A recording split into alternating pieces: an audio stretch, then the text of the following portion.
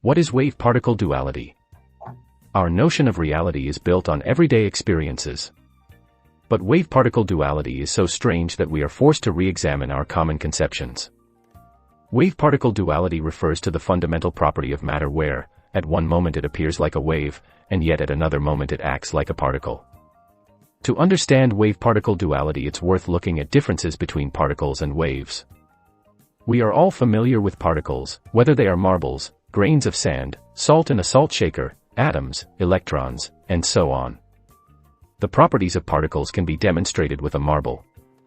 The marble is a spherical lump of glass located at some point in space.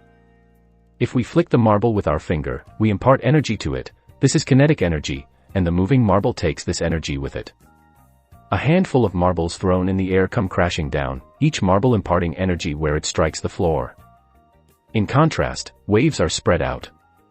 Examples of waves are the big rollers on the open ocean, ripples in a pond, sound waves, and light waves.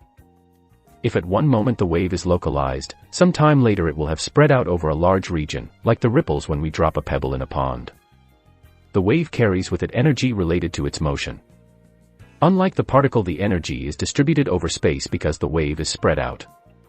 Why waves are so different from particles?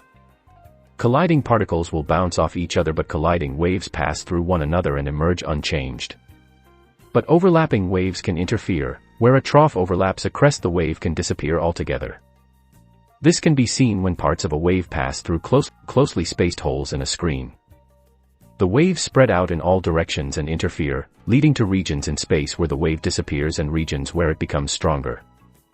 The image on the left shows an example of the double-slit experiment invented by English polymath Thomas Young. This phenomenon is called diffraction. In contrast, a marble thrown at the screen either bounces off or goes straight through one of the holes. On the other side of the screen, the marble will be found traveling in one of two directions, depending on which hole it went through. Wave goodbye to waves. The phenomenon of diffraction is a well-known property of light waves. But at the beginning of the 20th century, a problem was found with the theories of light waves emitted from hot objects, such as hot coals in a fire or light from the sun. This light is called black-body radiation. These theories would always predict infinite energy for the light emitted beyond the blue end of the spectrum, the ultraviolet catastrophe. The answer was to assume the energy of light waves was not continuous but came in fixed amounts, as if it was composed of a large number of particles, like our handful of marbles. So the notion came about that light waves act like particles. These particles are called photons. If light, that we thought was wave-like, also behaves like a particle, could it be that objects such as electrons and atoms, that are particle-like, can behave like waves? To explain the structure and behavior of atoms, it was thought necessary to assume that particles have wave-like properties.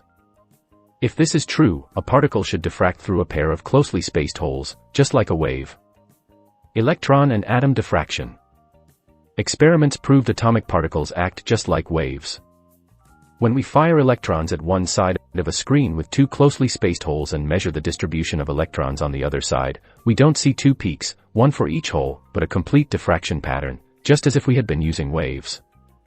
This is another example of the Young slit experiment we showed above, but this time using electron waves. These notions form the basis of quantum theory, perhaps the most successful theory scientists have ever developed. The bizarre thing about the diffraction experiment is the electron wave doesn't deposit energy over the entire surface of the detector, as you might expect with a wave crashing on the shore. The energy of the electron is deposited at a point, just as if it was a particle. So while the electron propagates through space like a wave, it interacts at a point like a particle. This is known as wave-particle duality. It moves in mysterious waves. If the electron or photon propagates as a wave but deposits its energy at a point, what happens to the rest of the wave? It disappears, from all over space, never to be seen again. Somehow, those parts of the wave distant from the point of interaction know that the energy has been lost and disappear, instantaneously. If this happened with ocean waves, one of the surfers on the wave would receive all the energy and at that moment the ocean wave would disappear, all along the length of the beach. One surfer would be shooting along the surface of the water and the rest would be sitting becalmed on the surface. This is what happens with photons, electrons, and even atom waves. Naturally enough, this conundrum upset a lot of scientists, Einstein included. It is usually swept under the carpet and glibly referred to as the collapse of the wave function on measurement. Certain uncertainty. As the wave propagates, where is the particle? Well, we don't know for sure. It is located somewhere in the region of space with a dimension similar to the distribution of wavelengths that define its wave. This is known as Heisenberg's uncertainty principle. For common everyday particles, such as marbles, salt and sand, their wavelengths are so small that their location can be accurately measured. For atoms and electrons, this becomes less clear. In the diffraction experiment, the electron wavelength is large, so the location of the electron is very uncertain.